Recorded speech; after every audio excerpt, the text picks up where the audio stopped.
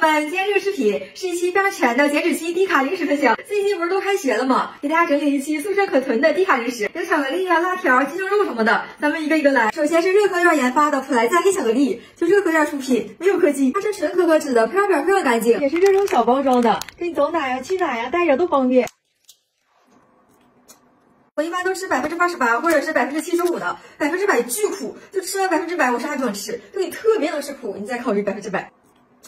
75%的这个，我觉得刚刚好，它整体吧是苦的，就苦味浓郁纯正，这甜味也刚刚好，还能感受到浓郁的可可香。饿的时候来2块垫垫肚子，或者是吧馋甜品的时候来一块。88%这个吧，甜味只有一丢丢，但又不会生苦。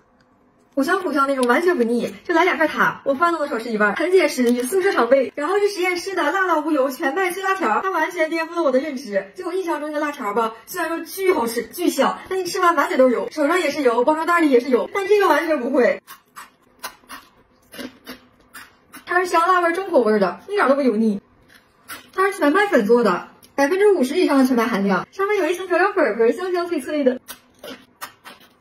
虽然说吧，没有包邮辣条那个感觉，但它更健康了，主要就是热量低，味道也不差，老解馋了。装一盒大概是100大卡，比一个苹果热量还要低。在宿舍躺着馋辣条，但自怕胖，就可以吃它。然后是韩星鸡胸肉饼，它每一个大概是76大卡，它这里边是有蔬菜的，你直接吃就行。就如果你想吃热的，你隔水加上也行。然后咱们做三明治的时候放到三明治上。我一般都是直接吃或者做三明治。这个饼还是挺厚的，一点腥味都没有，里边还有鸡胸肉的小纤维。在宿舍可以加一点蔬菜呀，或者自己喜欢吃的，做三明治。真一点也不行，还挺好吃。然后是巧克力酱，它是一个大宝藏，它是一个10几块的纯可可脂无蔗糖巧克力酱。巧克力酱吧，确实会比其他酱贵，它是纯可可脂，还10几块，太适合咱们这种贫穷大学生了。不是那种粘稠厚重的，很方便抹开，是不是看着可有食欲了？巧克力酱抹吐司可太好吃了，太好吃了。